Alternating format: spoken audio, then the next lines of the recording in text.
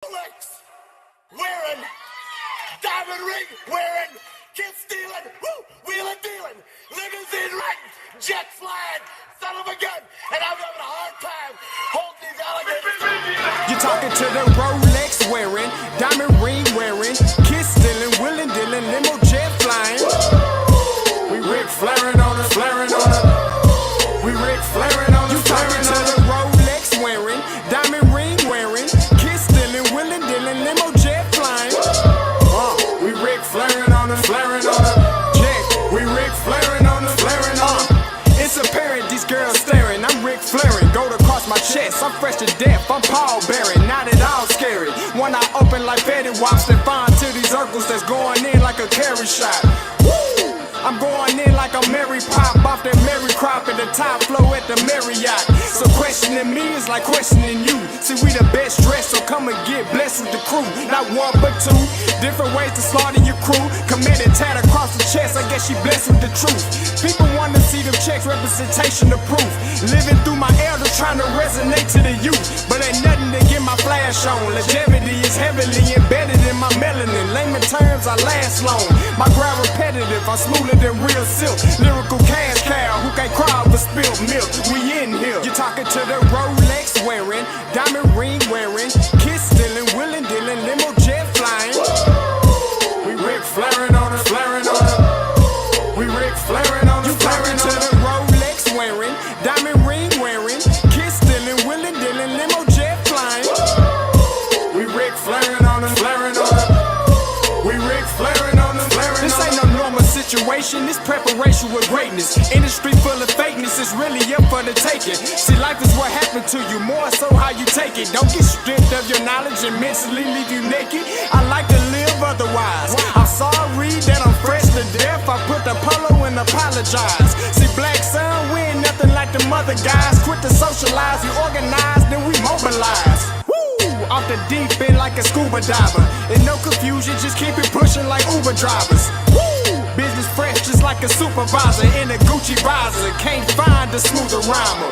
You're talking to the Rolex wearing, diamond ring wearing, kiss stealing, wheeling dealing, limo jet flying. We Ric Flairing on it, flaring on it. We Ric Flairing on it. You talking to the Rolex wearing, diamond ring wearing, kiss stealing, wheeling dealing, limo jet flying. We Ric Flairing on it, flaring on it. We Ric Flairing on it, flaring on it. Yeah, DQ baby. Shout out that boy Nigga for that fire track. Hey, Black Sun, sun up. What's up, Vinny Vegas? What in Vegas? Yeah. Shout out Pharaoh's Kids, D-Phase, yeah, Bubba C, yeah, Ric Flairing on him, Ric Flairing on him, Ric Flairing on him, Ric Flairing, son up, baby.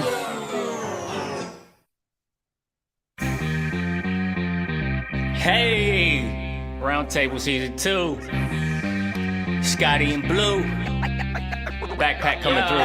Let's square it away. Ain't nothing like the round table. I pay you if able to find better on cable. They made you appreciate Scotty and Blue.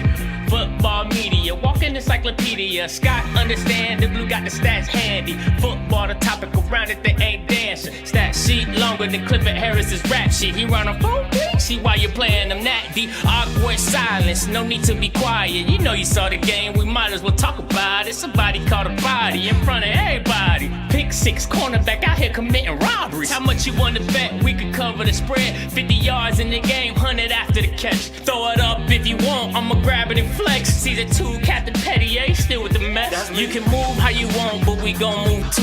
Roundtable with your boys, yeah, Scotty and Blue. Backpack. Poet. What is going on, everybody? It's your boy Scotty. Listen, we back with another one as always. You know how we do. You know football is here when a round table appear. Hey, that rhymed though. Listen, that boy got bars. You muted. See. I know. You see, listen, it's week 0, man. I still don't even believe this kickoff this weekend, man. Man, it's in here. Like I said, it's football when the round table appear. You know what I'm saying? We haven't been here for a minute, but we back again. What's up, Blue? Talk to the people. You've been working. Boy, you've been on everybody's platform. You've been working hard. Hey, man, I was supposed to have an Alabama A&M preview with my guy Chauncey dropping earlier, man, but he just moved into Alabama A&M, so we're going to do that next week. He said he's got some breaking news on that episode about Alabama A&M, so I'm excited for that one, man. Listen, I got shows all week, man. You know how it is, and then this weekend we'll be in Atlanta for that MEAC SWAC Challenge. Man, you listen, you're going to be there. I'm going to be right here at the crib. Watch party, baby. Watch party, baby. That's what it is. But hey, man, let's get right into it. You know what the people came to do.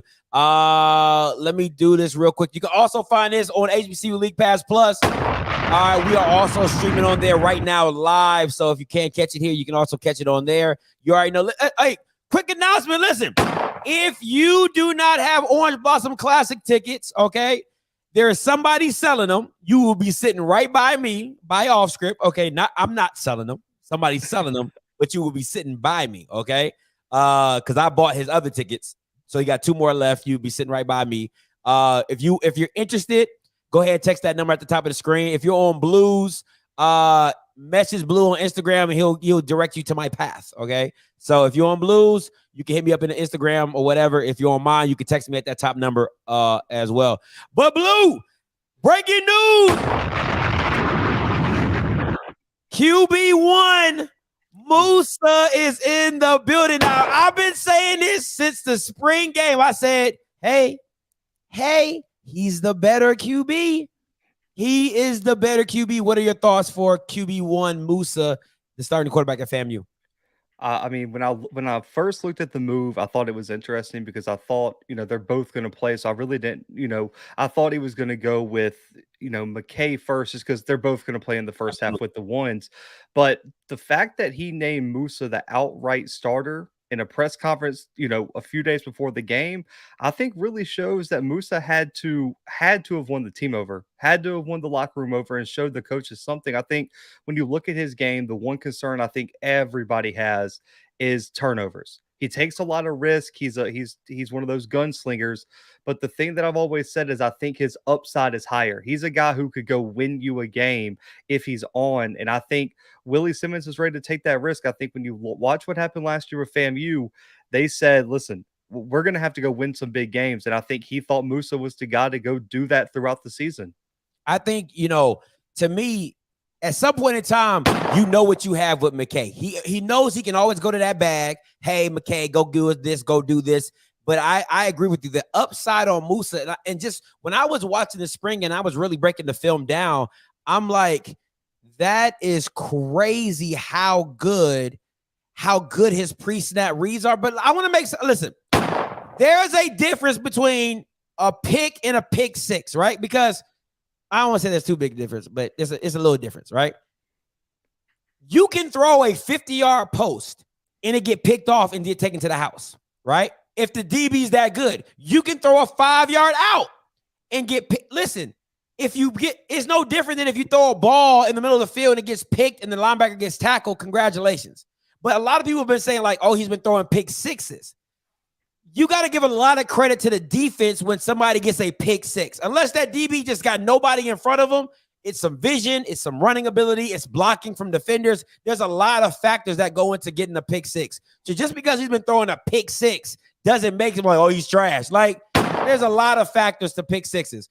I just think that when you have somebody who trusts their arm, you have to understand where you can and cannot throw that ball. What time you can take that risk and when you cannot. You see what I'm saying? So I think the process of him learning that, and once again, his upside, I just feel like I agree with you twofold. It's just a little bit higher than McKay. I don't want to be too rude, you know what I'm saying? But I don't want to say leaps and bounds, but you know what I'm saying? I just a little bit better. All right. How do you think he'll fare going into the UNC game? And I heard from what I've heard is that they're only going to play the starters the first half of the game, and then all the reserves come in. They're not even going to take the chance. Maybe if it's competitive, who knows? But they're not even looking past the half. I think that's smart. You don't want to end up in the same position PV did going into the SWAC championship, Ooh. looking at that Texas A&M game where, you know, that they lost what, and then what that layover even before the SWAC championship, they went and lost to Valley because of all the injuries that they had against Texas A&M. And so you play the first half, figure out who your guy is, figure out who you can count on in key positions, allow Isaiah Land and X-Man to put out some NFL tape, BJ Bowler, and wrap it up. But I think I said this the other day. I don't think the stat box or whatever you want to call it, the box score is going to tell the whole story. I want to tell people you cannot just go look at the box score and say, oh, he didn't have a high completion percentage. He didn't throw for 200 yards, whatever. You have to go watch the film, and you want to see how, one, he commands the offense, how his teammates respond to him throughout the drive. And I just want to see, can he have a little bit of consistency? Because even if you don't score, I just need to see, can he take you, let's say they get the ball at the 17-yard line, can he get you to like the 45 and be consistent with it? And until that, you know, the depth and talent kind of catches up in that game. This isn't a game that they're going to win, but it's a great test because I know everyone loves the Jackson State secondary. This secondary they're going to see this upcoming weekend is the best secondary they'll see all season. Ooh. And listen, they got Jackson State got Travis Hunter. They got a 5-star corner over at UNC too. That is Tony Grimes is a dog, man. Like, this is a kid, Scotty, and I said it in the spaces last night. He came into UNC late. He graduated a year ahead of time, got to campus in August, and earned a starting spot as a like extra true freshman by like week 4 or 5. Wow, extra true freshman. Yeah, that boy said, "Listen, I got this, Mac. I got this." Exactly. And listen, he was a top 10 player in his class. They got a 3-year starter in Storm Duck on the other side, who's an all-conference selection in the ACC. Their safeties are deep. This secondary is no joke, man. And so I think you're going to find out a lot about reading defenses, being able to put balls in the right spot, because if he doesn't put the ball in the right spot, they have multiple guys in that secondary that could take it back to the house. Let me ask you this, Blue. What is a good game, in your personal opinion? What does a good game for Musa look like? For me, I want to see, because this is what when I went back and watched Ryan Stanley, and when I went back and watched some of Ryan Stanley's film, and I went back and watched some of McKay's stuff. What I felt is Xavier felt like he was a big impact in the game. Like, I mean, it didn't matter. Dig routes, post routes, smoke routes, slants, all type of stuff. I'm seeing it all. I'm seeing him just get picked apart. He's being utilized in every aspect of the game. Ryan, McKay, not the same. So what are you looking for when you see Musa? What's a good game for you? When I know you say control of the offense and things like that, but just how he's going to look. Yeah, like I said, I'm not going to look too much at stats. I would like to see him complete over 60% of his passes if possible. I don't even care what type of passes they are. I just want to see, can he do it? And I want to see how he handles pressure, Scotty. Sacks aren't built the same. You can look at a box score and say, oh, this team got 6 sacks against them, but was it the quarterback's fault for holding the ball too long and not knowing how to escape the pocket, or was the offensive line just getting destroyed? That's going to be a big thing, because FAMU, they do have to replace Keenan Forbes. They do have to replace J. Jackson Williams. They brought in some really talented guys, and you're facing a defensive line with 3 5-stars on it and 2 guys who have been 4-year starters. So we're going to find out a lot about that O-line. I want to see how he handles pressure, but for me, I want him to show off his arm strength. Does he have the ability to push the ball up the field, which is something McKay didn't do at times last season? I want to see him really stretch the defense if possible. And then also, I really want to see, just like I said, his accuracy over the intermediate to short game. Because you know how it is. You played wide receiver. If you run an underneath route and that ball isn't exactly where it needs to be, it really impacts the wide receiver's ability to get yards after catch. Absolutely. Because he has to stop and wait. It gets him off balance. I want to see how he's hitting. I want to see him hit wide receivers in stride, and I want to see his ability to stretch the field and handle pressure from a really, really talented defensive line. I'll tell you this, and I think a lot of people are overlooking this. I want to see Willie Simmons play calling. I want to see Willie Simmons play calling, because we saw it. I'm not going to say Southeast Louisiana exposed them in play calling, because I think it was a lot of drops. I will say that Rashawn McKay was hitting a lot of receivers. There were a lot of drops.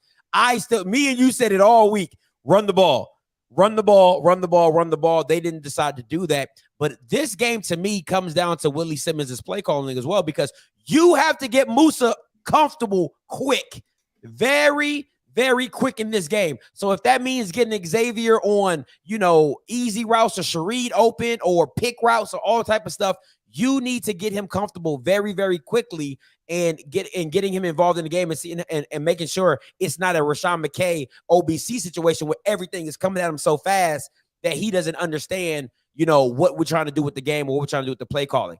So that could be up tempo. That can literally be, hey, let's just empty it all out and let me read the field accordingly. So I'm ready and willing to see what Willie Simmons has dialed up for UNC. Win, lose, or draw. To me, play calling is going to be a huge factor going into this game. Now, Kofi said, I asked him when he came on my show to do the FAMU preview, he said the offense that Willie ran with McKay was not the offense he likes to run. He said he thinks if Musa goes in, you're going to see a lot similar to what they ran with Ryan Stanley or with Stanley just because of his arm strength. So I think it's going to be interesting, man. But the problem is, I don't know if we're going to get that this weekend, Scotty. Is he going to really pull out the playbook against UNC, or is he going to kind of save that till the week after against Jackson State? Well, I think to some extent but you still got to make Musa comfortable. So it's whatever he feels that, because like you said, it wouldn't be if anybody's talking about, oh, he's doing this to throw JSU off of the OBC, that wouldn't make sense. You would leave Musa in the tank, and then you have no film on Musa, and then you're coming into a game, i.e. Shedeur Sanders, where you've never seen him play before, and now you have to pick up what he's doing. So, I think you have to give Musa, you got to give him game reps. You have to, you know what I'm saying? Being at Vanderbilt, transferring, never playing, you just have to give him the game experience. Did you want it to be this? No. I mean, would you have taken a lower level FCS team? Absolutely. Lower level FBS team? Absolutely. But you do what you got to do, and we'll see how it looks going forward. I want to talk about the Senior Bowl watch list, man. It's everywhere. Yeah, all right. You got the Senior Bowl watch list, and I want to give some big snubs. You guys can pause and read. We ain't got time to go through each individual name, but you see the the HBCU players. You see some of the FCS players, the PWIs as well. Mark Evans is up there. Next one, you have Jack State Shane Hooks. You got Taylor Grimes. I know Blue talks about him all the time. What else? Isaiah Land's on here. Who else is on here? Aubrey Miller's on here. Javon Williams, but Blue, your biggest snub. The biggest one has to be Kamar Everett, in my opinion. That is ridiculous that they had. I mean, listen, the FCS tight ends they had are top 5 tight ends in the FCS. I understand it. I mean, Tucker Kraft probably should have, but they even said they did not include, even redshirt juniors in this. So the COVID year kind of threw some guys off from being on the watch list. But Kamar Everett's a graduate. He's a grad student. So he should have been on the list by all accounts. I mean, this is a guy who, in my opinion, I know, listen, Eric Gilbert's great, all that. I think he's one of the best tight ends in college football, not just FCS. I mean, a guy who put up almost 1,000 yards and over 10 receiving touchdowns. I mean, what, with me and you throwing on the ball?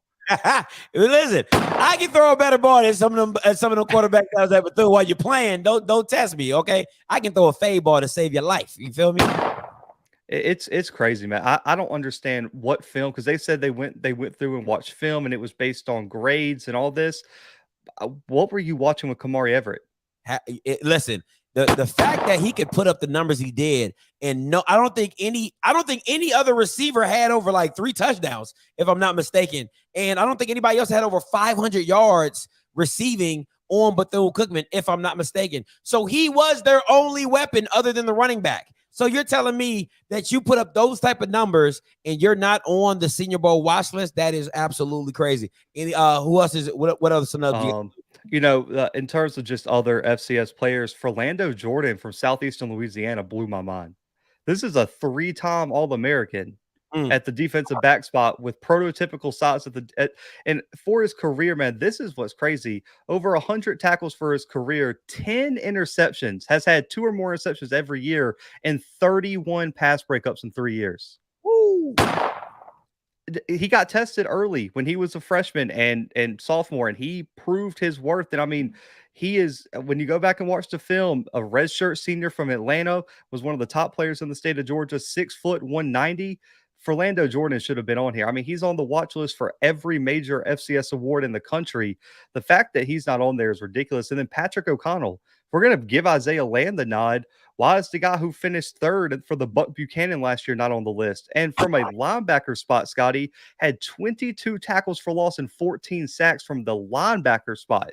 Jesus. And over 100 tackles. That's crazy. Now, I mean, for me, it's Jason Dumas. Absolutely. Listen, the fact that he's the #1 FCS pressure guy and he is not on your Senior Bowl. Now, I will say this. He's not on your Senior Bowl watch list. His measurables are the only thing that's killing him. I believe he's 5'10" or 5'11", if I'm not mistaken. That is the only thing that is absolutely destroying him. But other than that, his production is through the roof. And if you watch any bit of tape on Jason Dumas, he is that guy.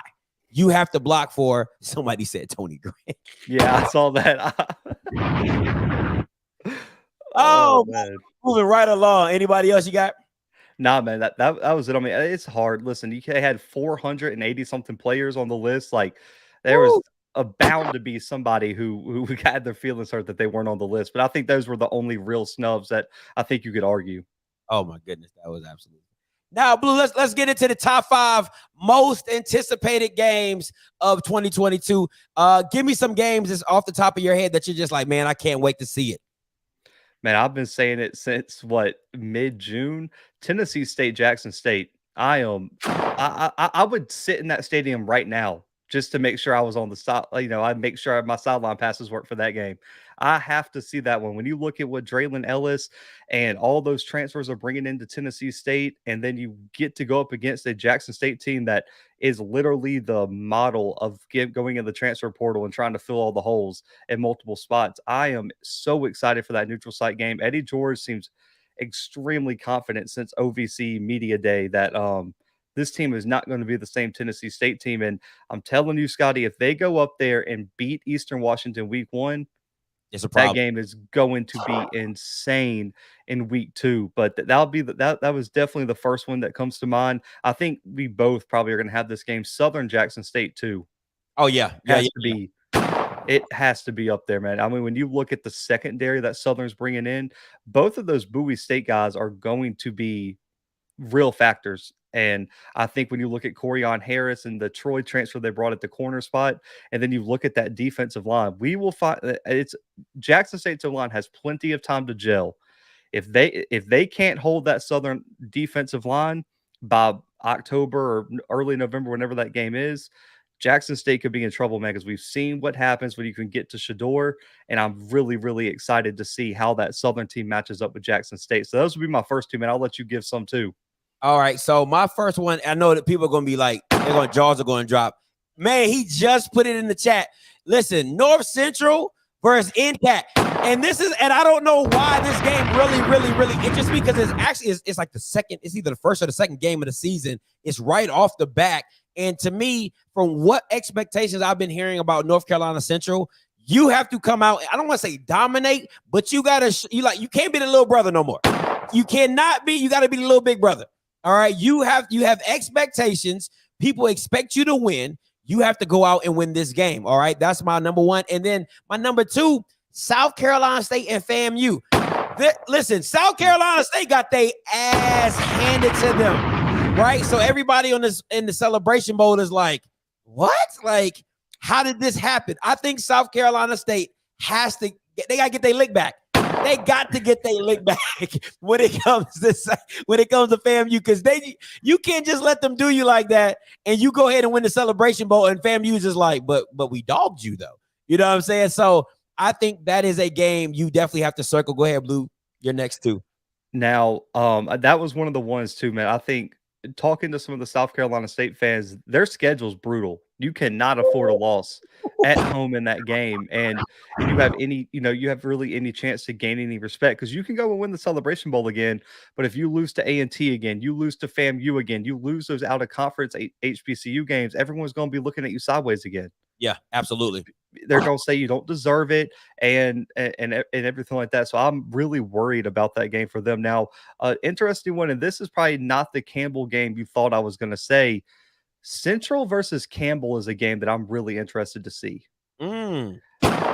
I think North Carolina Central, they have to go to Buies Creek and face Campbell on the road, and that's before the Jackson State game too. So that's going to be a great litmus test for not only Central and how they can compete for the MEAC championship, but also what is Campbell going to be bringing to Jackson? Because if they go in there and let's just say they smack around North Carolina Central, that homecoming game in Jackson gets a lot more interesting. Absolutely. And that's one of the first big tests for Campbell. So I like Campbell and Central. I believe it's like week 4 or 5 of this season. I think for me, listen, since we're throwing out Jackson State games, has to be Andrew Buddy. Listen, he gets to see them again at his home. All right, Texas Southern, Jackson State, and I'm gonna be in the building. Of best believe. Listen, I'm gonna be in Houston. That's about as far as I'm gonna go. All right, because I ain't PV nothing. All right, I'm gonna be in Houston watching my boy Andrew Body, Jackson State. That is just, I think that is a get back game because if anybody remembers, they scored the most points on Jackson State all season. It was Andrew Body and the crew. So a lot of people don't. Nobody might want to remember that, but I'm just saying. So I just round 2, Andrew Body, you up the bat. That's my next one. It's on you, Blue. Man, it's tough, but this is an interesting one too, and I think it's just due to what that game could potentially mean to both of these teams' season. FAMU Alabama A&M week 4 is going to put somebody on a little of a hot seat if things go south, because I mean, you could be coming into that game realistically 0-3 for Alabama A&M and 1-2 for FAMU. Facts. So that is a must win in Bragg. You get to see what that's the first real SWAC test for Alabama A&M since they lost Akil Glass, and I've heard that there could be some injury concerns over at Alabama A&M. I was told I can't say much more than that, and that 0-3 is a very likely possibility. And so that game is going to be huge, and I'm really excited to see. Let's say we get the QC Musa battle where they both can air it out. That's nice. Going to be really, really fun to watch. I think that's a great game for Isaiah Land to possibly get some really great NFL film. So I really like Alabama A&M FAMU week 4. Man, listen, I think I might be drinking the FAMU Kool-Aid, but my next game has to be Southern and FAMU. And if I'm not mistaken, I believe they go down to Bragg. And from what there's history there. I don't know all the history behind Southern and FAMU, but that game is a game that I am more than excited to see and see what happens between that two. So Southern and FAMU, and at that point, Southern should, I think that's about what, game 4, game 5. Southern should understand what they are, and FAMU, like you said, if everything is shaping up, they either could be really good or it could be really bad, really quick, and they just become, chopped liver for Southern. So we'll see. That game is definitely one for me. And your last one, Blue. This is going to rob everyone the wrong way, but I'm excited for it. I don't know how it's going to turn out. North Carolina A&T going to Fargo, man. I just have to see it. I'm just ready to see it. Like, regardless of how it turns out, I just want to see that game, man, because North Carolina A&T has all these expectations, voted favorites, potentially could get the auto bid in the Big South. So let's see how they perform against one of the top playoff teams and the best team in the country, man. I'm really excited for that game week 2, man, especially if A&T goes out there and beats a Central for, I think, the 5th straight time now in the Aggie Eagle Classic. It'll be 5 in a row. So I'm excited to see that game, regardless if people don't expect A&T to really compete. I just want to see how they fare against North Dakota State, but the year before they move to the CAA and are going to have to start facing some of those top teams in a better conference. Man, listen, I like that. You definitely took that one left. I wasn't expecting that one. For me, listen, I'm sorry. Grambling and Jackson State. That game is just the bomb said it all. Okay, Grambling and Jackson State is to me next to that Tennessee State game. That is the game. because you have Grambling trying to find out what they are with Hugh. You have Jackson State. You have it at the vet. You know what I'm saying? Two NFL guys. I mean, ESPN has no choice but to show that game. I mean, it's bonkers not to. I can't wait to see it. It was either that or the Bayou Classic, but I had to go with Grambling and JSU for that one. Absolutely, I'm excited to see that game. So those are our top 5 most anticipated games. And listen, as the wins and losses start shaping up, it could all change. It can definitely all change, man. I'm actually excited to see that one. All right, let's get to the MEAC and SWAC challenge. All right, Blue, let's get it. Hey man, I'm excited for it. I think for Eddie Robinson Jr.'s opening game, there's so many storylines, man. Like I said on my show, the fact that it could be Eden James' debut, you got Demetrius Davis making his debut, you got all the 3-4-star wide receivers and tight ends that Alabama State's bringing in. You get a great wide receiving core to face that Alabama State defense. But listen, man, if Alabama State can't get to the quarterback, it's going to be a problem. That offensive line for Howard is no joke. I talked about the size today on my show. If Alabama State can let Williams sit in the pocket, it could be an issue. And then, of course, Earshot and Demetrius are my players to watch because those two guys are the most impactful guys. And I already said Demetrius Davis might have the most impact on this game overall. If he comes out and doesn't perform well, Alabama State has no chance. If he comes out and is dynamic and lives up to his 4-star hype, then listen, Alabama State, I mean, what's their potential, Scotty, if he comes out and is everything that everyone thought he was going to be? Man, good night, Irene. That's all I'm going to say. Good night, Irene. That game is going to be over quicker than it started. This is, my players to watch. It will be Earshot, but for me, I wouldn't put it on Demetrius because I don't think Eddie Robinson would want to put it on Demetrius. I don't think this is as your first game. I do not believe that you could just go in and just be like, hey, like, it's on you. I think it'll be a running back, Santo Dunn and Ja'Cory Merritt. I believe those two should be the headlines for this game. And listen, from what I've been hearing inside the Alabama State, they don't want Demetrius Davis to be the quarterback. Some of the players that I've spoken to have said, hey, Scotty, we like Miles. We want Crawley. They think Crawley is a better quarterback than Demetrius Davis at this point. And if you even go back and watch the Alabama State versus Jackson State game, if you really watch the game, at that point in time in the season, Crawley was the only quarterback that actually really threw the ball at Nugget. That was 1, and 2, pushed the ball down the field. If you go back and watch that game, if he just, I know it's like if it was a fifth, you know what I'm saying? But he had a lot of opportunities to bust that game open, and he overthrew. He missed it. But I liked him for his guts and his demeanor. He didn't let it get him down. But I do believe a little bit of the coaching aspect was a problem. But we'll see what Demetrius Davis is. I mean, from all the hype surrounding him, it's not a lot of good things that I'm hearing about him coming out of training camp. And Blue, I don't know. You're an Auburn guy. What were some of the things being said as he left Auburn and was headed up to Alabama State? I mean, one, he really didn't get a fair shot because they brought in Joey Gatewood, they brought in Bo Nix, and he just kind of got lost in the shuffle. The one thing is his understanding of the offense was really in question, and whether he could be the guy to run all aspects of the offense. And it was the same thing that we've had with a few quarterbacks. And, I just think a lot of people looking at the Auburn message board last night at On3, a lot of people want him to ball out. That someone posted in there that this game was this weekend, and all the Auburn fans on the message board was like, listen, man, I hope he goes and balls out. Then, of course, there's those few fans that are like, if he balls out, then we're going to look really bad for letting him go, especially after what happened with Malik Willis. But, for Crawley, until Davis committed, I thought Crawley was going to be the QB1 for Alabama State. I agree with you. He was the best quarterback on the field for them last year.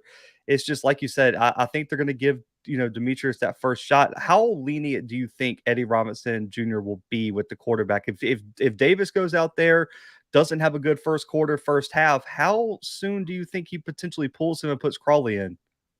That is, I think you can't do that. And what I mean by that is, I'll say one, and this is where Lane Kiffin said at SEC Media Day.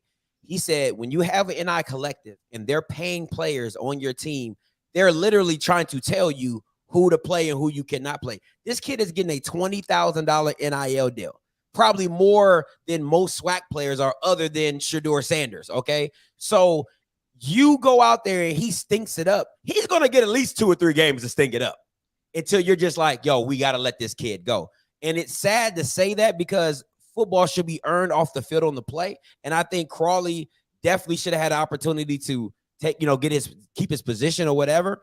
But if he goes out there and stinks it up, I mean, he really got to stink it up, bro. I'm talking about like 3 picks, because when you pay somebody 20 G's, you're going to be like, you need to be out there. You know what I'm saying? So I don't know, bro. Tough, man, because if they get jumped on by Howard like 14-0 in the first, 17-0, like, man, you can't take a week 1 L, right?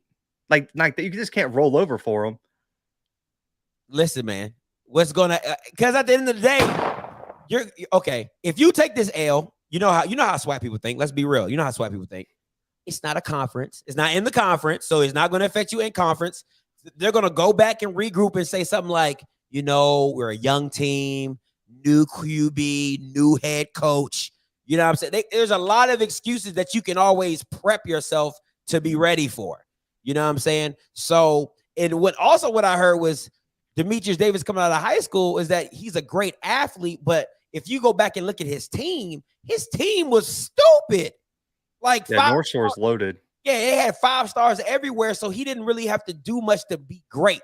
You know what I'm saying? And that's from people I've heard from Texas and stuff like that who know that area. So he's going to have to come out and shut a lot of, because this is what I'll say to this. If Demetrius Davis is what people say he is or what his stats said he was, there should be no reason why he can't put this game on his back. I'm gonna be 100% real with you. I'm calling it like it is. If he's what people expect him to do, I mean, if he's what people say he is and expect him to do, there's no reason why he can't carry this team on his back against Howard. I agree. I mean, listen, and this is what I'll say about him, and this is what I was told by someone at Auburn, is that they looked at him as a guy who's not going to be a practice player, where he's not going to really light it up in practice when he's got a red jersey on and you can't touch him and he's got to sit in the pocket and do all this stuff. But they just said he's a gamer, where you throw him into the game and then that switch flips and he goes out there and balls out. And there are players like that. I know, some coaches like to say you play how you practice. That's not always the case. I mean, Auburn had a DB as a quarterback in Nick Marshall, who led him to the national championship and sucked at practice.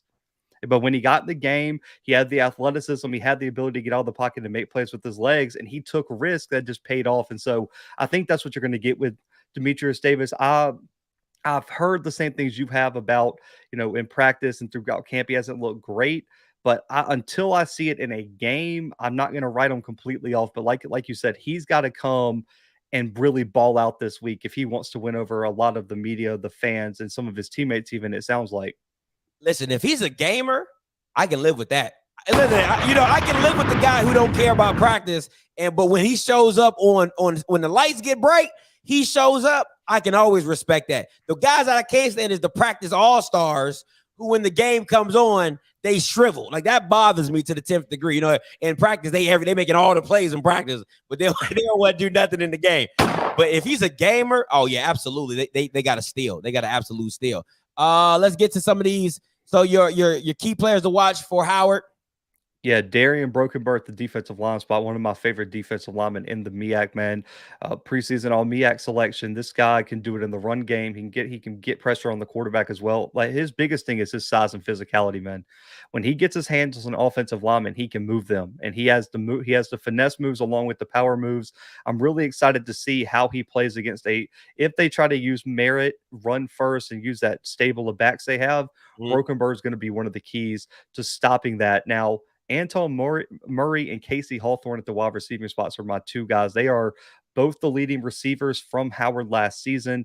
I mean, Murray had over 600 yards receiving, 7 touchdowns last year as a multi-time all-MEAC selection. They're going to put those corners who are new, especially with Jaquez Payton leaving and things like that. If Murray and this wide receiving core can really stretch the field against Alabama State, get some open looks, and really get Quentin Williams in the groove early, Howard's going to be really, really hard to stop. That's going to be nice. I'm going to do a film breakdown of Quentin Williams Friday. I'm going to do him, Antoine Murray, and then I'm going to also do Ershad Davis and Jeremiah Hickson. I love, man, listen, I know if it wasn't Demetrius Davis, it was definitely going to be Jeremiah Hickson. That kid, number one, can take the top off of anybody. I'm telling you, he's a yak guy for real. I believe he's like 5'11", 6 foot, thin body frame, but the boy got wheels. Okay, like they say, check out my wheels. That boy is legit. Jeremiah Hickson, number one for Alabama State. But I would be doing a film breakdown on both of those guys. It won't be live. I'll just drop the video. All right, Blue, here are the predictions, man. What you get? Tell them what. Man, as hard as it was, I'm rooting for Demetrius Davis so hard, man. I want him to go ball out so bad. Man, week 0 and week 1 games, like I said, are the hardest to predict. I'm always going to go with the team that has a lot of stability coming back and a lot of returning contributors coming back. Howard has more consistency. They've returned both their leading rushers on top of Eden James coming in to reinforce that run game. They have the better offensive line, in my opinion. The quarterback is back. I think Quentin Williams takes a step forward, and that defensive line, man, led by Broken Burr, I think is going to be a problem. Kenny Gallup on the back end is going to be someone to watch as well. I got Howard, man. And listen, every time there's a SWAC MEAC matchup, I keep trying to give the SWAC their due, and especially in key games like the MEAC SWAC Challenge, Celebration Bowl. And fool me once, shame on you. Fool me twice, shame on me. And it's already been shame on me, and I'm not going to do it again. So Howard, 24-20, man, over Alabama State in a close one. Oh, man, I love it. Listen, Alcorn got me last year. Okay, I want to be very clear because I was drinking the Alcorn tea. G had me drinking it. We was just around there powwowing and everything. And North Carolina Central came in there and blew them smooth off the field. So for me, I looked at it like this. Okay, I'm like, SWAC just don't do well in challenges. That's just what, listen, there's no rhyme or reason. I'm gonna just keep it a buck with y'all. The SWAC just sucks in challenges, if we're being honest. Anytime they got to do out of conference anything, 9 times out of 10, they suck. So they lose in the Celebration Bowl. They lose in the MEAC SWAC Challenge last year. I'm just riding with the MEAC. It ain't even really what it is. It's just I'm just riding with the MEAC on that. But I do think it's going to be a close game. Man, Quentin Williams, man, I want to see what that second step looks like, because you'll see it in the film when I break it down. He is not a great field reader. He can throw the ball, he can sling it, but I just need him to view the whole field when he as a quarterback. And I don't know, based off of the scheme or how they're doing it, that is isolating his field of vision. But I really want to see him take the next step. So going with Howard, I do believe it's going to be a close game. 21-17 is my prediction. Blue has 20, 24-24. And listen, if anybody you trust with scores, okay, about SWAC and MEAC stuff, I just want to be very clear. I'm always going to be the guy that picks South Carolina State. Listen, that is my claim to fame. Do you hear me? That is my claim, the biggest upset pick ever. All right, call lines are open. You can hit Blue's line if you're on Blue's side. You can hit my line if you're on my side. Let me open mine up as I'm talking,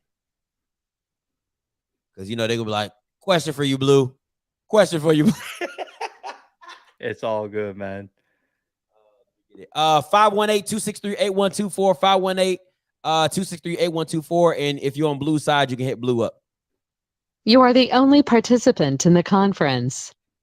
All participants are muted. And remember, listen, OBC Classic tickets are for sale by a subscriber of mine. If you are interested, the seats are by me. Okay, so if you want to sit by me, all right, 214-396-0268. I will be on the Jack State side.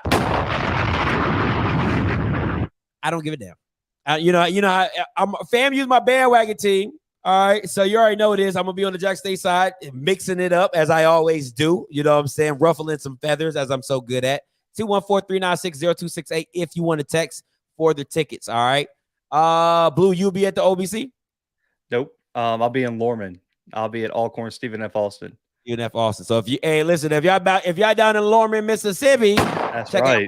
I got my boy Blue down there in the it's at the reservation. Yeah, it's at the reservation. Yeah, it's at the reservation. I've already talked to G, so you can catch me and G in Lorman. Oh, if it's in Lorman, G gonna be there all day.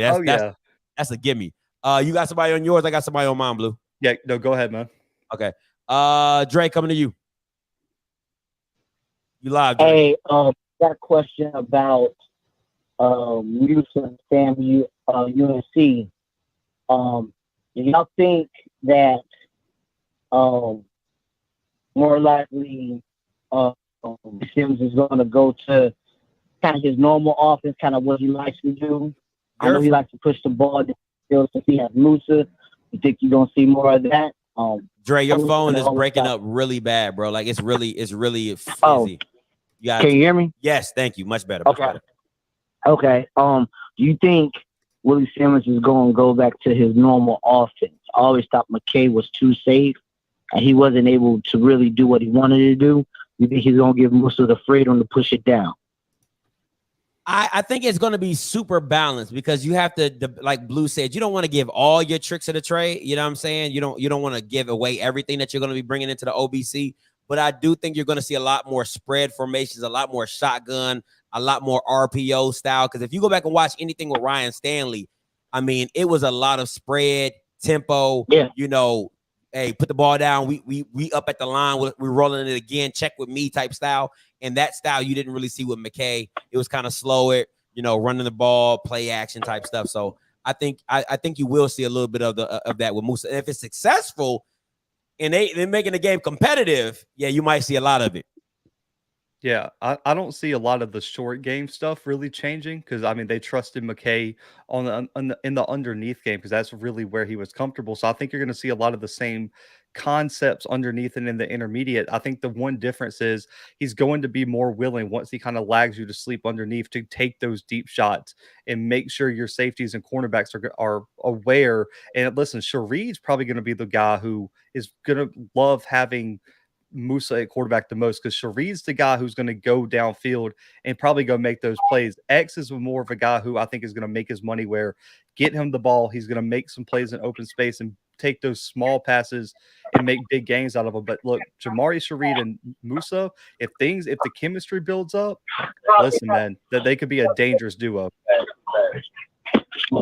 Okay, cool. Appreciate it. No problem, Dre. Appreciate the call. You got somebody on you, Blue? Nope, you're good, man. All right. Bridges coming to you. Hey, what's up, Bridges? What's up, Blue? What's up, Scotty?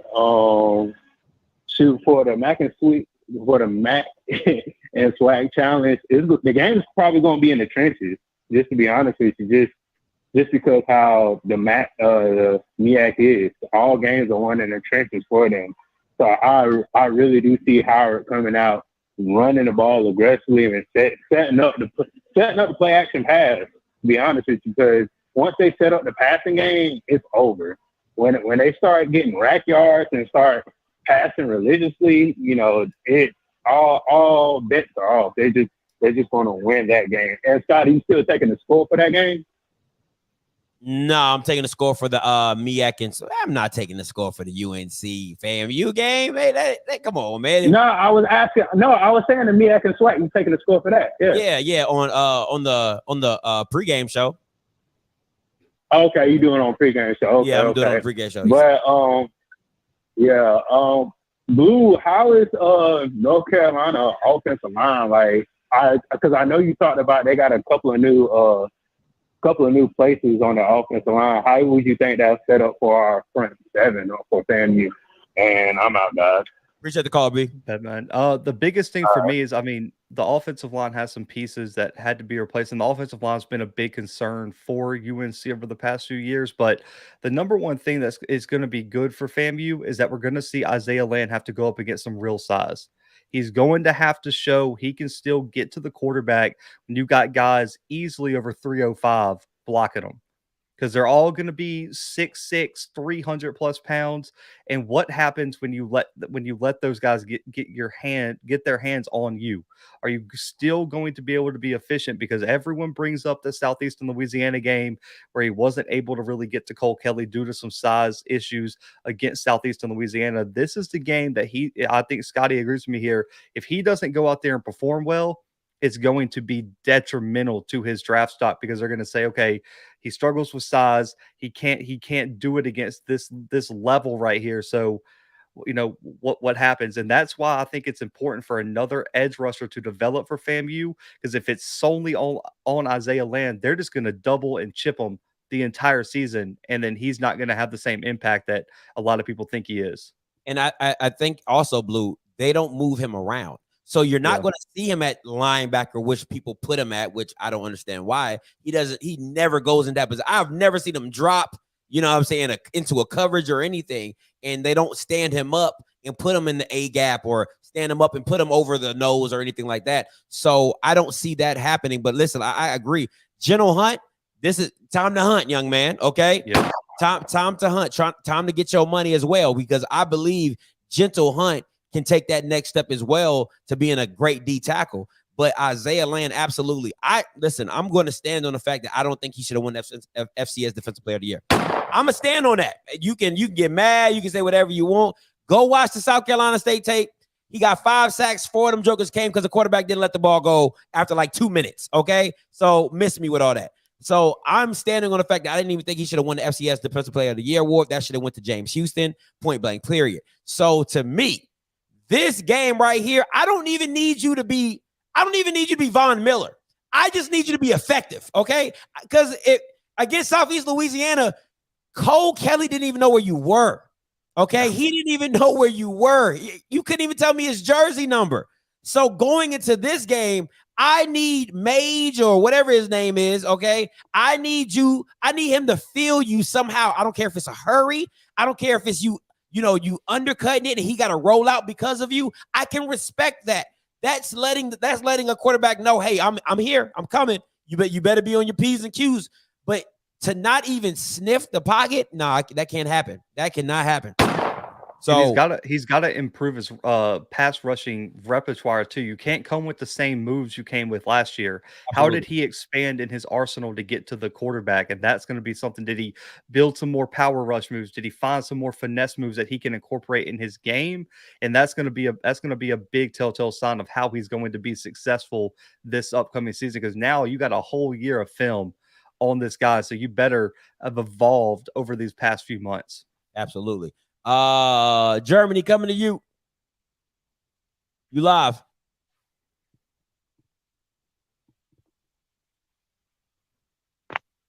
Yo. Yep, you live.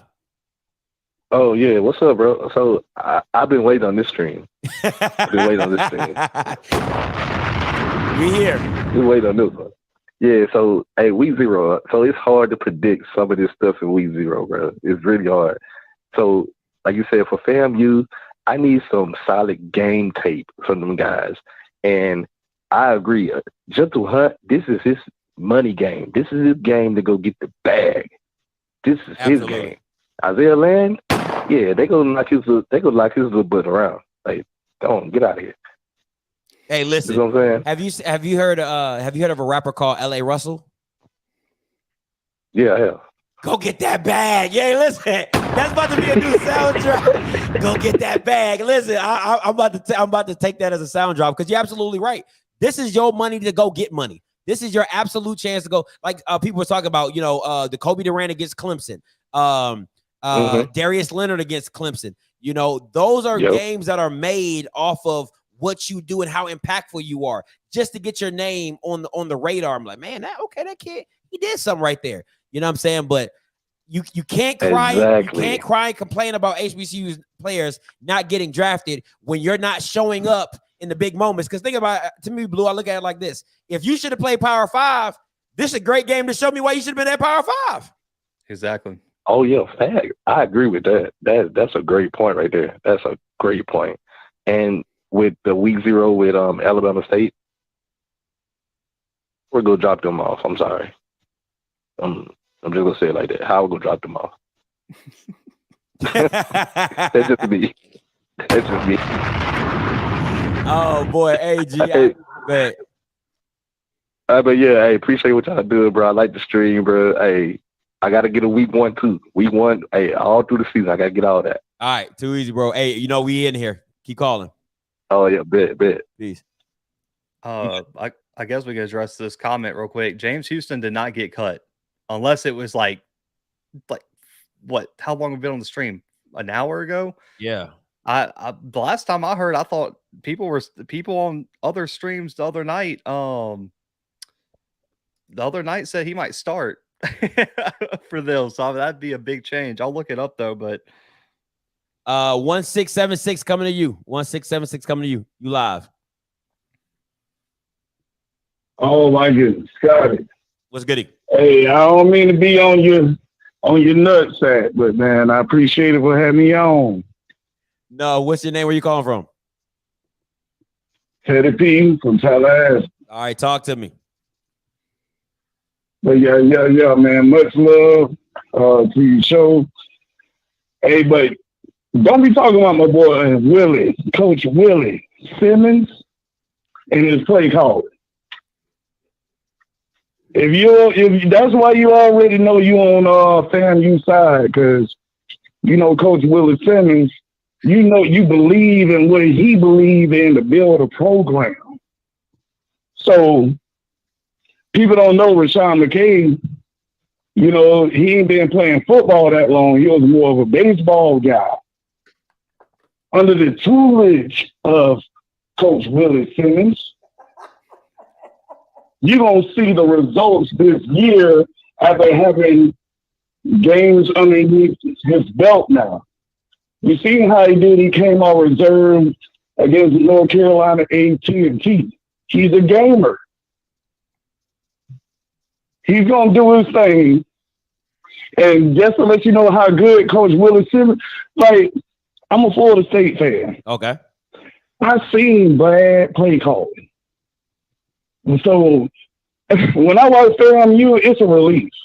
Like, because you can see what they're scheming up and like, it was either McKay. Sometimes he'll just miss the receiver or be a little something here or there, but like, I see what they was doing. So, and Willie Simmons, I trust.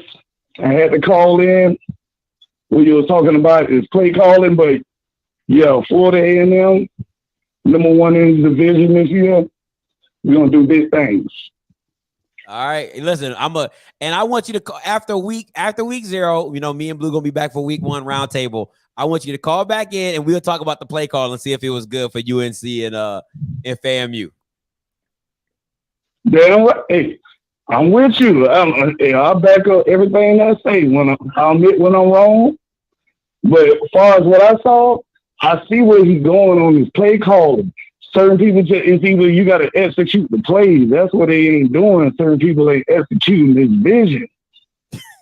Listen, that's a lot of teams. There's no execution, but at some point in time, you have to draw up a play that fits your players and helps your players out. You know what I'm saying? So I'm not saying he's not a great offensive mind. I'm not saying that. But play calling and offensive mind are two different things. Some people can have a great mind for the game, but they do not know how to call the plays correctly or like how to set it up. So you say he does. I say I haven't seen it yet, so we shall see. That's all I'm saying. So when after the week 0, go ahead. Hey, they say how this is. I'm gonna show you how great of a coach he is. What people are bashing Rashawn McKay over goddamn 9-2. However, they only lost 2 games. The first game after they didn't play over 600 days and lost 7-6. Next game, last time he lost was in the playoffs. Come on. So that's how I let you know how G he is. Listen. Do I got to drop the mic or the phone? I got to give you a ball for that one. That was good. Hey, that was good. Listen, we'll see. We shall see. But he ain't got Bishop Bonnet to save him this year, so we'll see what it look like. But hey, man, appreciate the call. I'm glad you said it, boy, because I'm ready. Thanks for the call. Thank you for the call. Oh my goodness. Oh man, 2573 coming to you. Hey, we coming to you live. How you doing? I'm calling out of Florida. I wanted to know, do you guys think FAMU is ready to take that step and compete in that 25 to 20 ranked teams in the FCS this year? Go ahead, Blue. Yes. I mean, I think last year Southeastern Louisiana was probably a top 15 team, really and truly. But like, I think that I don't see why they can't compete with like 20 through 25. I mean, you're looking at the Northern Iowas, the potentially Mercers, possibly Eastern Washington without Eric Barrier.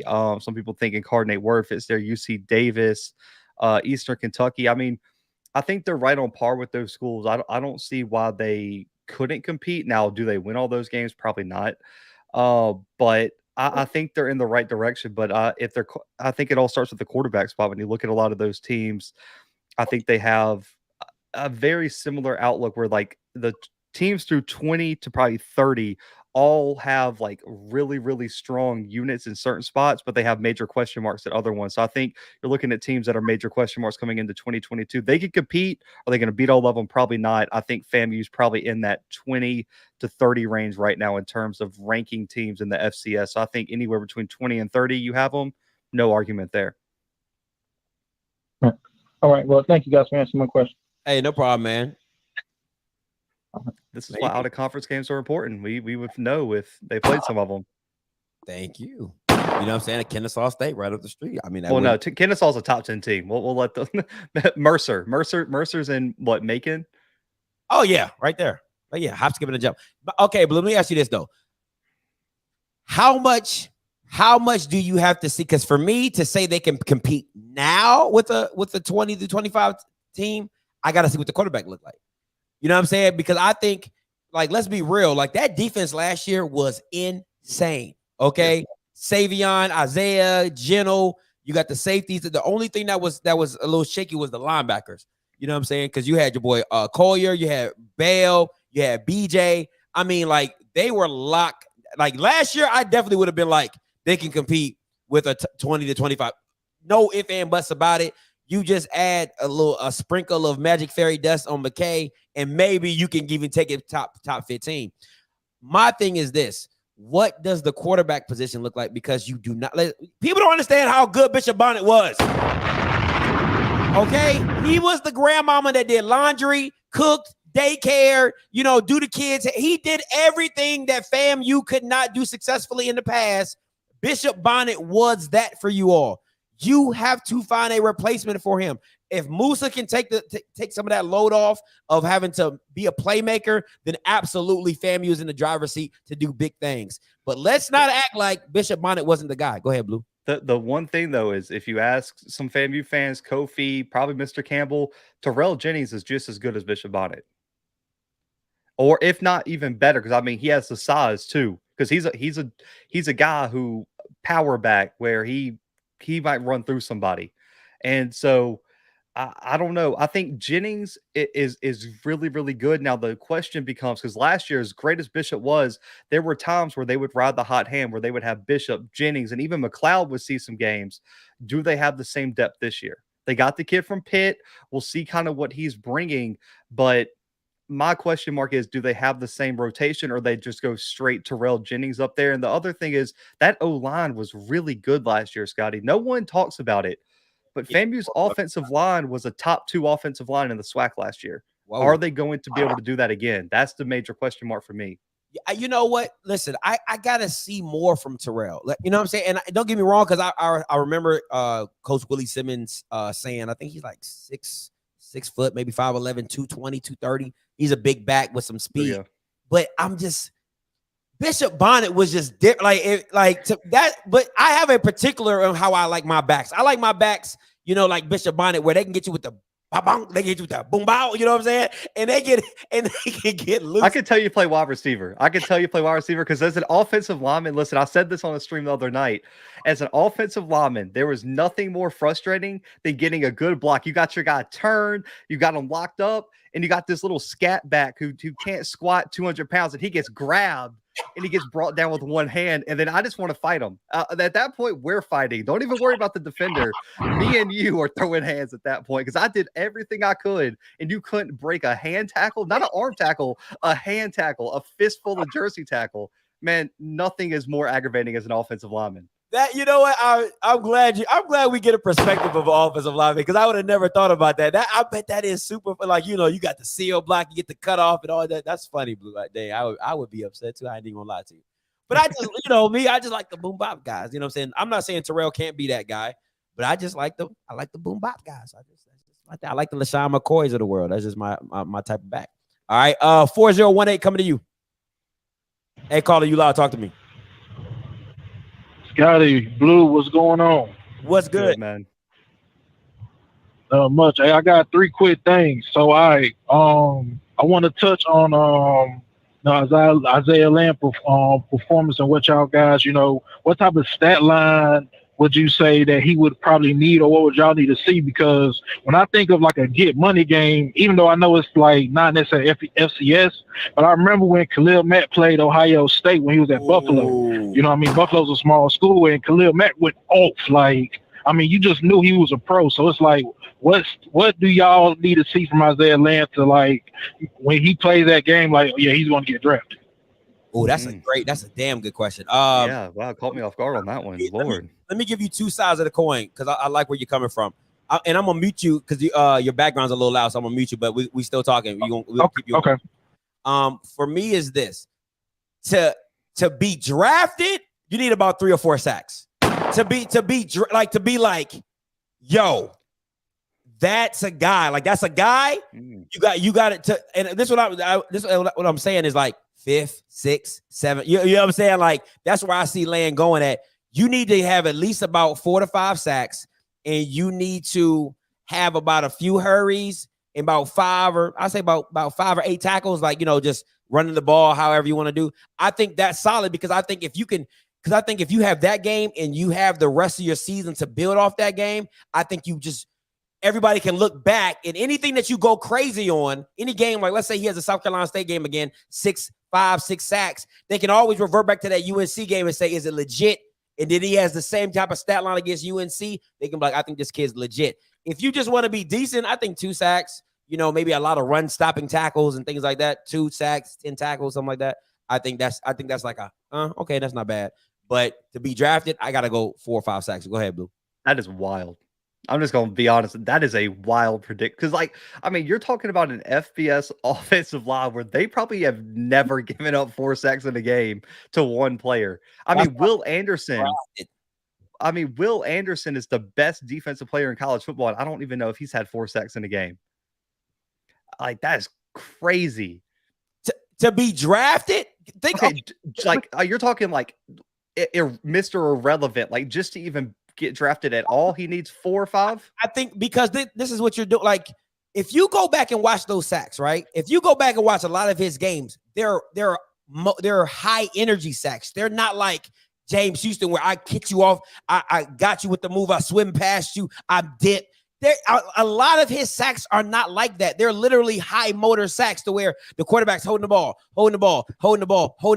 and he just has a high motor. He just doesn't give up, and he comes around. He literally has to go around the pocket and then catch the quarterback on the backside. So you're like, how effective is that? You know what I'm saying? So for me, I need a lot of production of just straight, like, because if he's still getting high, because then it would be like if he's still getting high energy sacks, does it really? I don't know, man. I just think it's just a lot. I don't know, but like, dude, like 4 or 5 sacks. I mean, you're talking about him being #1 Sports Center top 10 for like 2 weeks. If he goes and gets that against UNC, that is crazy. I mean, that to me has a -% chance of happening. Like, there's no way.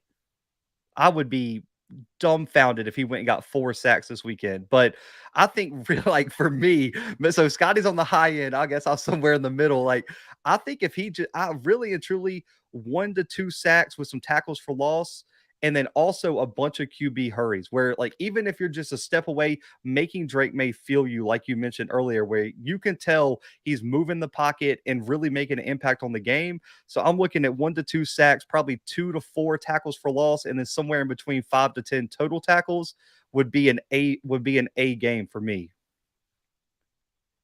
All right, we're back to you.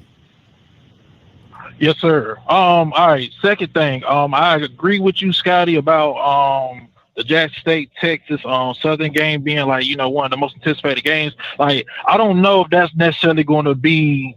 It may not be the most anticipated game, but I honestly think just kind of looking in, that's probably going to be like the most highlight filled game of the season, because I think Body and Dan Shador going to go at it. Like, and the only reason I say that, I know Shador really isn't necessarily a sling type of quarterback, but with the air raid and Andrew Body going to give him everything he got, I think it's just going to be a back and forth. And the third thing, you feel me? I gotta say this, you know what I mean, Scotty, I rock with you. But it is not North Central versus NCAT. It is Central versus A&T. I'm sorry. The North Carolina Emmy just came out. I had to let you know. Just had to let you know. But I appreciate everything y'all doing, man. You know what I mean? I'm rock with y'all. Keep up the good work, y'all. I appreciate it. So it's Central versus North Carolina A&T. Got it. Okay, Central versus just go Aggie Eagle Classic, man. That's the saving grace. Aggie Eagle Classic. There we go. I like that. Aggie Eagle. Okay, so this is my thing, because a lot of people like killing me, which I don't care. Y'all kill me. Listen, man. I said, because if I'm being honest, I don't, because think about it to me. I've seen Isaiah Land in person. This kid's like 220. Well, last year he was like 220. He looked a lot bigger in person at the SWAC Media Day. He did. I'm a big dude, and like that, he looked a lot bigger. Okay, because last time I saw when he was at Valley, he was like probably like 6'4", 6'3". He was like 215. He was like a slender guy. You know what I'm saying? So to me, to make it at the DN position, you know what I'm saying? I just feel like he has to have a heavy impact on the game. And so, especially if you're the FCS defensive player, maybe it's the expectations in me. I'm sorry. Maybe it's my expectations. I apologize. All right, 2388 coming to you. Hey, caller, you loud talking. Double T, double O. Hey, with Isaiah Lane, for his game against UNC, if he got like one sack and he just got to stuff to run and set the edge, if he does that, he'd be all right, because UNC got some monsters on that offensive line. So if he set the edge, don't let him run over top of him, he'd be all right. He don't need to get 4 or 5 sacks, but he definitely got to set that edge. Blue, what did I tell you? Your boy from Bethune didn't get picked. I told you the boy from North Dakota State was going to get picked, the tight end. The Gryffindor or however, Noah. Yeah, whatever his name, from North Dakota State. I knew they was gonna pick him. Just with the guy from Bethune Cookman, he can catch. He does everything. But the defenders he going up against, come on, if he was playing defenders against South Dakota State or something like that, or Montana, linebackers get Montana taking heads off. It wouldn't be the me and you usually agree, man. Listen, I can't agree with that. Like, I think if you put him back in the ACC, he's still one of the top tight ends out there, man. Like, because when you look at the way college football is evolving, those every down blocking tight ends that can go get you a handful of catches here or there, that's not it. He literally looks. I've seen him. He looks, and I've seen Kyle Pitts. They look just alike. You cannot, their games look so similar. So for me, the only reason I say he's a better NFL fit than the guys from North Dakota, South Dakota State, is because he fits where the NFL is going better. He's a guy who you can put on the outside, you can put in the slot, you can use him as an H-back out of the back. Like, it doesn't matter. And he has the size to be, even if he's not a perfect technique blocker, he can hold. He has the size to just put his body on somebody and keep him from going through him, and so he can hold his own in the trenches. So for me, that's the only reason I think he's a better prospect, is because he's going to fit in a lot more different offenses and schemes in the NFL than a guy like Gryffindor or even Tucker Kraft might. I agree on that. He's more athletic than the boy from North Dakota State. He can block, he can catch all right, but he's more athletic than him. He's more athletic than him. Isaiah Lane, like all scripts say, Scotty, Isaiah Lane, let's say 6'4.5". Let's split. They say 6'5", 6'4". Let's say 6'4.5". Yeah. He need to be 265 at minimum. At minimum. 6'4.5". To be a defensive end going to the league, you need to be 260, 65. He's way too light. Even if you say he's 230, 240 right now. Come on, it's almost that's a linebacker. Bigger than linebacker. He kind of making it. he kind of making it at linebacker. But come on, let's be honest. This wide receivers and definitely tight ends is bigger than him. Oh, most definitely tight ends. But I mean, there's a lot of tight ends bigger than a lot of linebackers. I mean, at tight ends nowadays usually average about 6'6", 6'7", 6'8". You know what I'm saying? So, you know, there's a lot of it ain't too many 6'6" linebackers that I done seen. You know what I'm saying? They're about 6'2", 6'3". So if the thing about Isaiah Land is if they made him more of a twin, like what Southern is going to do with Jordan Lewis is literally what FAMU needs to do with Isaiah Land. You have to show that he can play other positions to make his value go up. Because now if I see he can rush if I can see he can rush the passer, I can see he can drop back in the linebacker. I can see he can blitz standing up. There's a lot more. Oh, okay, we can use him in a lot of different. But if he's just literally handing the dirt all the time, bro, you're too light. Yeah, I talked to some guys, some scouts, and I know the guys from Draft HBCU agree is that the NFL scouts that have been vocal about him are going to use him similar to how the Rams use Leonard Floyd, where he's not going to be in the dirt, or he's going to be a stand-up edge guy that is going to be a specialized pass rusher. But like you said, we haven't seen him drop into coverage yet, and that's a big question mark. Now, there have been some clips from fall camp where he looks extremely fast and athletic. Let's not lie. Oh, no, he can move. Yeah, he can move. So the problem is that they haven't shown that. So the biggest thing for me is it's going to be similar to what I said about Jatari Carter last year, where he was a guard playing tackle because he had to at Southern. And then when he went to the Senior Bowl, they moved him to guard. He proved that he can do that and that he could learn how to play another position because at his size, he didn't have the height to play tackle in the NFL. He goes to the Bears and he's doing great at that guard spot, which is what I thought he was the whole time. My question is if Land can get to the Senior Bowl, he can get to the Legacy Bowl, East-West Shrine Game, whatever, those NFL coaches are going to make him play that true edge linebacker spot. And it's his money is as crazy as it sounds. It's FAMU's going to make it where if he doesn't go out there and perform well at the Senior Bowl, his draft stock's going to plummet because of that. He's going to have to go out there like a Jatari Carter and really go perform at the Senior Bowl or whatever All-Star game and show that he can do everything the NFL scouts want him to do. And that's going to be a huge what if when it comes to about January, February of next year. Correct. I mean, he needs to practice his drops now because as a defensive ends, they don't practice, turning their hips and dropping the pass coverage. Like he needs to be on that now, good show, y'all. Hey, appreciate it, Double T. Double O, appreciate you, boy. That's a good point, Blue. And I just think that if you could, and see this what a lot of people fail to realize is James Houston already had linebacker tape. Like he had linebacker tape coming out of Florida, so you knew he could play the position. Now, at what level, you're like, it's still SEC, but he wasn't the most impactful linebacker, but he wasn't bad. But you saw that he was dominant at the DN position. So you're like, yo, the kid can play linebacker. He can play DN. Yo, we can move this kid wherever we want him. You know what I'm saying? However we want him to use him, that's what we can do. And I think that's the tape that Isaiah Land needs to also put out is that, teams don't have to be like, man, what else can we use him? Nah, like the kid's versatile. You know what I'm saying? Shoot, 6'3", you drop him to 220, you might be able to play for strong safety. Now the question, and I saw a comment in there about his hips and being able to go cover. Man, what happens if he has to drop back and cover a Kamari Everett? Or out of the backfield has to go cover a Savion Wilkerson? Yeah. Or a Gary Quarles. Can he do that? Can he tackle in space? Can he move his hips and tackle in space? You know what I'm saying? That's a good question. 8945 coming to you. Hey, you live. What's going on, everybody? Hey, I just want to talk about Howard's QB, Quentin Williams. Now, I was bored at work, and I was watching the videos of him, replays.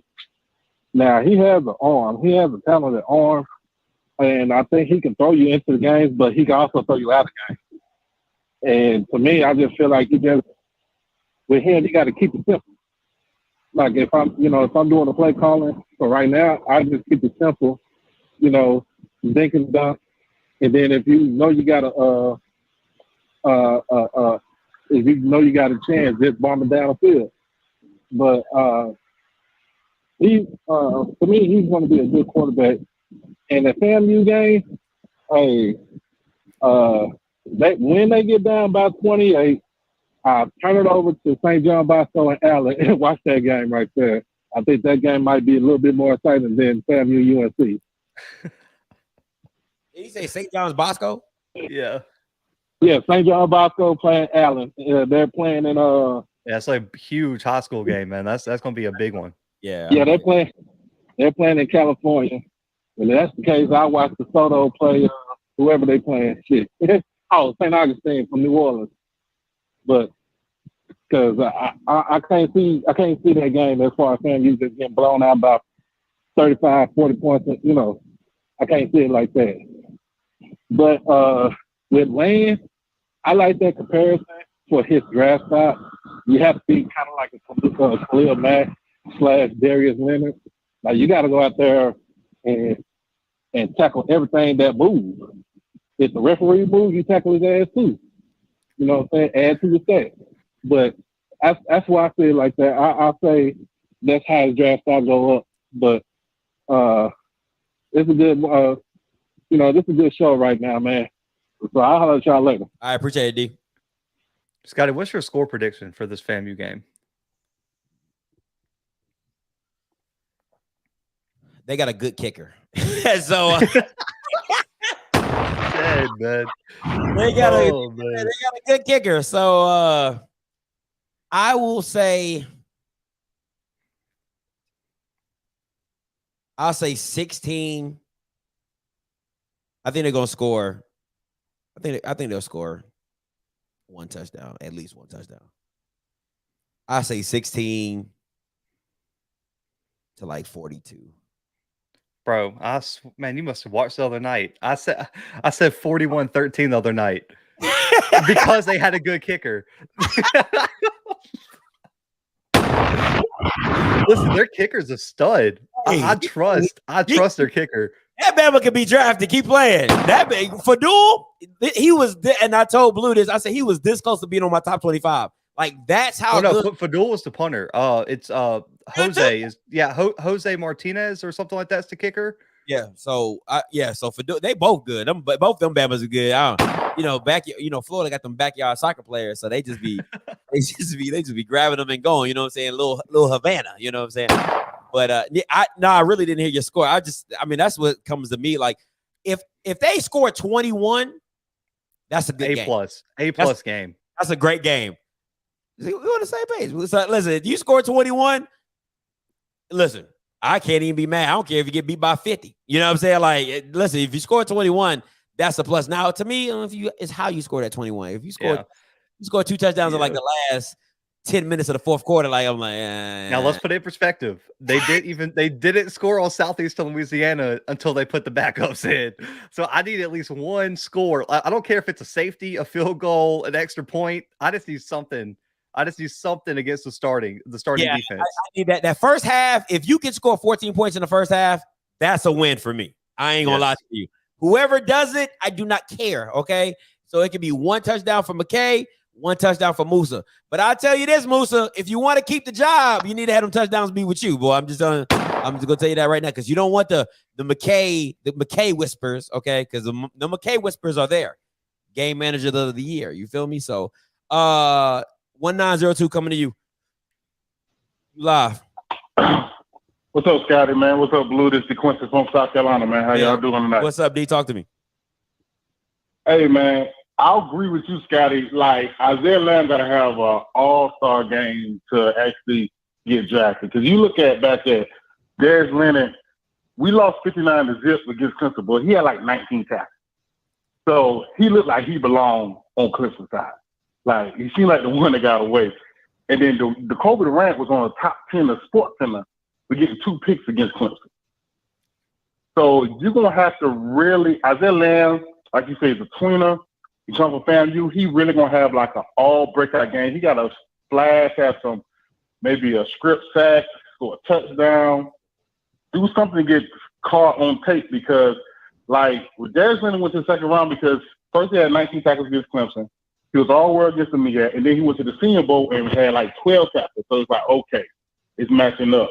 And Isaiah Lamb, then Dakota Rant had 2 picks and got him on the radar all NFL scouts. Absolutely. So I agree with you. I definitely agree with you, man. Isaiah Lamb has to have an all work, and this is the money game. That's why we play them every year. You gotta have an all. You gotta show that you went to FAM, but you should have went to UNC.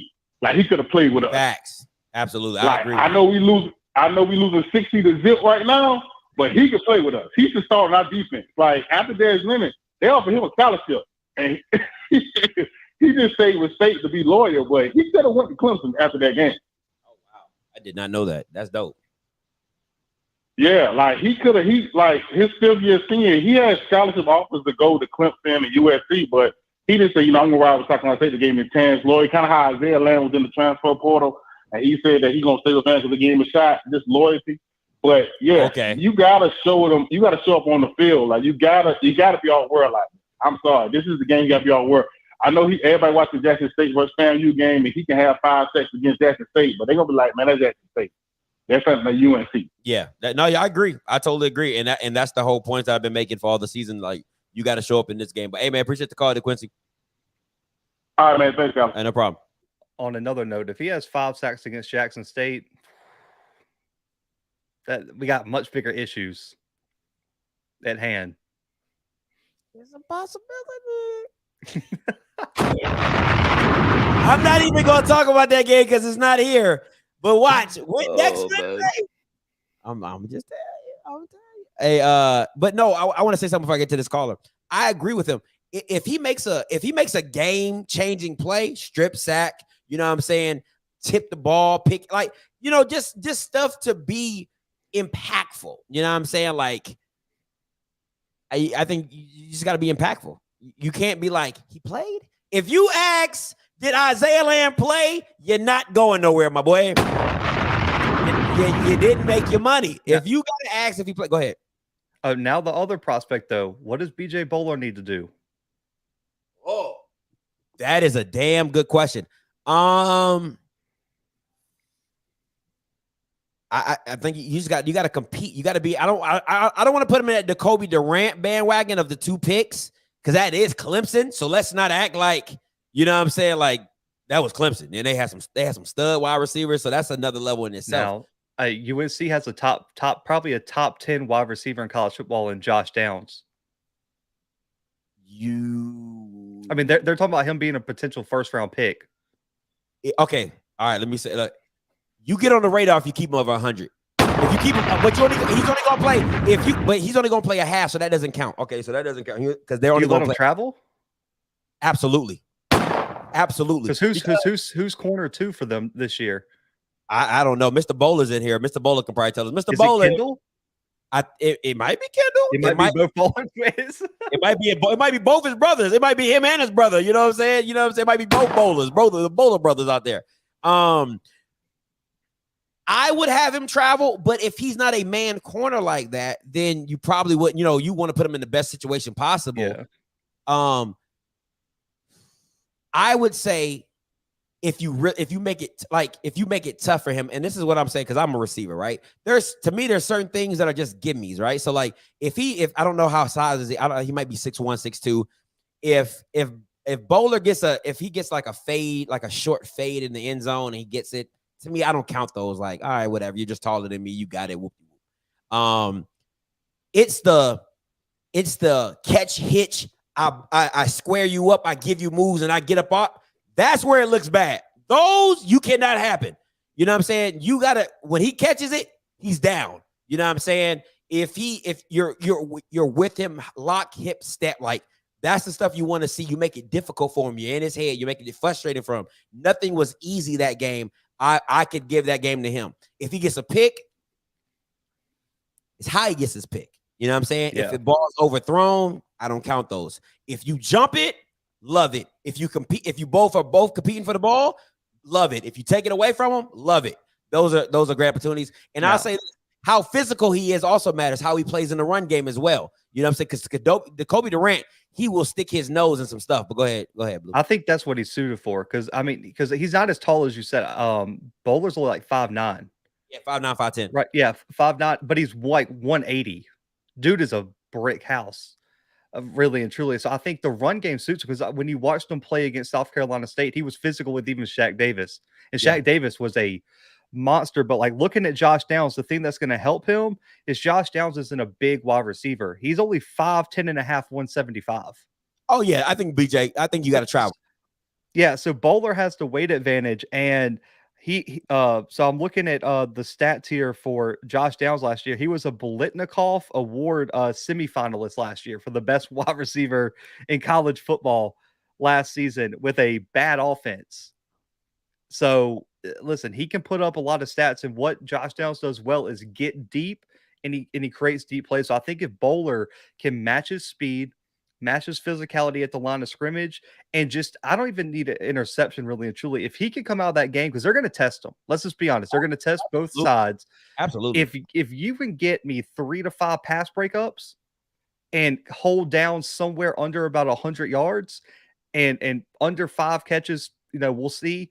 I think that's a great game for Bowler. That's great tape because you're going to see him against a future NFL wide receiver. So I think Bowler, I know a lot's been said about Land. Bowler has a money-making game this weekend, and I think he has the harder matchup because Josh Downs is a much better wide receiver than any of the UNC offensive linemen are offensive linemen. That's a good point. I agree with you, Blue. I think if he makes it very difficult for him, because I think the scouts going to understand he's right. He's probably only going to play a half. You know what I'm saying? So they understand anything after that second half, it's whatever Josh Downs decides to do is whatever he decides. But that first half, you got to make your money. You got to make it tough. You got to make it difficult. It really, if I'm being honest, you can't look overmatched. Oh, he said he runs a 4.3 40. Okay, I just was about to pull that up. Oh my Lord. I was just he can't have a play where Downs just leaves him. You know what I'm saying? Yeah. Like what a Jamar Chase and LSU type styles where you're just like what are you? You never had a chance. Like one of those. That can't happen. At no point in time can a 50, 60-yard bomb happen. Now, no, it just can't happen. You just those just cannot happen. So we'll see. We'll see how that looks going forward. But I'm glad you brought that up. I'm definitely going to keep my eye out on that. 7743 coming to you, and this will be the last caller for the night. Oh, shoot, I was about to remove him. My bad. Hey, caller, you live. Talk to me. Hey guys, what's going on? What's goody? All right, man. Hey, I been around football a lot, played college football and everything. I was feeling good about fam, going up playing North Carolina, and my wife and I was talking, and I'm getting all excited, trying to tell her, hey, we got 25 D1 players. Only 11 could be on the field at one time. Man, I messed around and watched the highlights from the Miami, North Carolina game yesterday, and I just said, ain't no way. Them bros are deep. They're thick.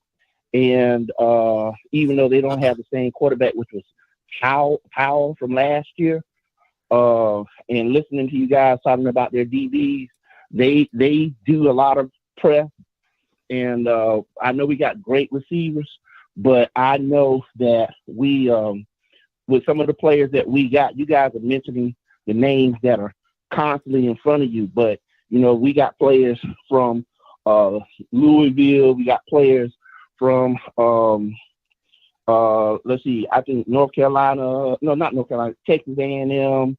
There's some other players that, I don't think has gotten the recognition that's on the team. And I really think that the game's going to be somewhat of a blowout, but we're still going to make a good showing. It might be something like 34-17, but, I'm hoping the guys are going to do real good. And to let you all know about Musa, I was at the scrimmage 2 weeks ago. It was kind of obvious Musa was going to be the quarterback. However, McKay got hurt, and I think coach is kind of saving him for the rest of the season because they were pretty much neck and neck before McKay got hurt. Okay, let me say this, right? How can we talk about guys transferring and them being impactful when they probably didn't pay at their last school? They haven't suited up and did anything at the current school. I can't speak on them. You know what I'm saying? Until the UNC game, I can't speak how good you are. Now, if you come in the UNC game and you show up and show out, then week 1 of the Roundtable, guess what we're gonna be talking about? Yo, that kid from Texas A&M, Oh, he the real deal. You saw Yeah. you see what I'm saying? So it's no disrespect to the players. That's why we're talking about BJ Bowler. He showed up and showed out last year after his after the OPC. You know what I'm saying? That's why I gotta give Rashawn McKay credit. You know, even though I don't think he's the best quarterback, he did what he was supposed to do. He managed the game. They went 9-2. I gotta give Isaiah Land credit, even though I don't think he's the best all player. His stats backed it up. You see what I'm saying? So I only can speak on what production looks like from that player. I can't assume anything. Like I can't assume that Travis Hunter is just gonna come in and dog Bama's out because you still gotta go against grown men. You know what I'm saying? Like at the end of the day, there's seniors and juniors that want to embarrass you because they know if I embarrass you, it makes me look good. Yeah, you're right. You're right. You You're right. see what I'm saying? We just gonna have to just let them lace it up on Saturday and see who comes out with a better stat. But we just hope that it's gonna be a good game. I do agree. I do hope that it's gonna be a good game. Now I'll tell you this: if it's 34-17, once again, it's all about how it was 34-17. Because if it was 34-0 at half, it's 17 points in the second half, I don't care. But if it's 14-21 and then they pull away at the, I'm like, hey, that was a damn good game. I don't know if I was Willie, I probably would have rolled it out. You know what I'm saying? So it all depends on how the scoring comes about, man. But appreciate the call. Hey, listen, Blue, before we get into that question, I never thought in a million years I would be like trying to find like how to get an ACC game, but I'm gonna have to find out how to get an ACC game. ACC network. Listen, I mean, the ACC network's so tough, man. Like the fact that it's like one step above the Pac-12 network, but a million miles away from the SEC network. Like they're like their own horrible stratosphere in terms of content, man. It's atrocious. And I also want to say, based on that caller too, man, not all transfers are made the same. Like the saying that they transferred for a reason is true sometimes. And I think, not every, I think that's why you also have to look at that's why we don't know what to make of D Davis. He had an amazing high school run. We don't know what he's bringing to college though, but we know what Dimitri Morcell is going to bring to Southern because he's done it on the field. We know what Jason Dumas is going to bring to Southern because he did it on the field. We knew about James Houston. We didn't know it was going to be that level, but he had production at Florida. Like the dude wasn't a bum. Like he was on the field at Florida. That takes some time. Like all these transfers are not built the same. And so I think sometimes with a lot of unproven transfers, you have to tailor your expectations. And I mean, yes, it could all look good in high school and former stars and everything, but until you do it on the field, it doesn't really matter ultimately. And that's why like you see a lot of 5 stars, you see a lot of 4 stars. Like there's a lot of bust compared to people who live up to the hype. And that's why when you look at the 3 stars that have become superstars and the Heisman winners that have come from overlooked prospects, man, just because you're highly ranked out of high school or we're good at one school or something happened does not mean it's always going to transfer over, man. So I think people forget that. Absolutely. Blue, who you got? Dumas. That's not even a question. I didn't think it was hard. I'll take Jason Dumas over pretty much any D lineman in the SWAC. Let me try to think. I'm trying to think. Who would I? Yeah, I don't think there's anybody this year, especially because I mean, last year you had Houston and some guys, but like this year, man, when you look at the domination that he put on Jackson State throughout the season on multiple occasions, man, with only really, what was it? Troy James was really the only guy next to him that really made his own path. I mean, he was doing it with no help. Double teams. I mean, it was magnificent. And really, if you watched that PV team last year, most of the back half of PV was really great. Cheatham, the linebacker, you know what I'm saying, the corners, that was really the strength of it. And then you had Dumas and James up front, but the edges weren't really their strength. So you knew the pressure was going to come through the middle, and Jason Dumas did not fail. All right, Blue, what you got coming up this week? Tell the people what you got. Man, more game previews dropping, man. Jacksonville State, Stephen F. Austin this weekend is going to be a huge one, man. Still doing some FBS previews coming down the pipeline, too.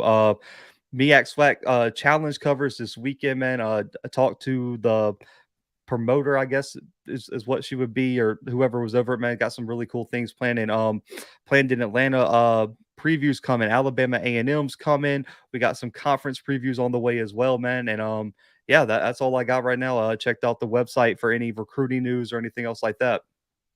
All right, so you know my credentials got denied, of course, because I am who I am. And I talked to Miss Jinx. Miss Jinx called me personally to tell me that I couldn't come. So I talked to her today, man. You should have told me. I would have been like, man, you got listen. We're hiring Scotty as my camera guy. He's got to come with me. She's good people. She's really she's good. nice. Yeah, she's dope. She's dope. Out of all the people I've talked to, she's actually really, really cool. So shout out to her. But yeah, watch party on the channel Saturday, UNC. I'm trying to do everybody. I'm gonna try to hit everybody's watch party. I think the time frames work up pretty well to see if it happens. Pre-gaming for the MEAC SWAC challenge. You already know what it is. Call in, guess the score. I will cash app you $50. All right, I will cash app you $50 if you call in, guess the score. Members, I ain't got a members on this. So everybody gotta call in. All right, everybody gotta call in. Lottie dottie, everybody. And also, I just sent in my rebuttals today. So we'll see how it goes for the channel. See if I can get my stuff back. Lord willing. All right. I'll be back on off script pretty soon. But I like this off script 2.0. We doing this thing. All right, man. Listen, make sure you y'all subscribe to my boy Blue. Make sure you get on his social media and everything like that. Subscribe to him as well. And you already know who I am. And listen, until next time, you know what I'm gonna do. I'm gonna holla. God bless.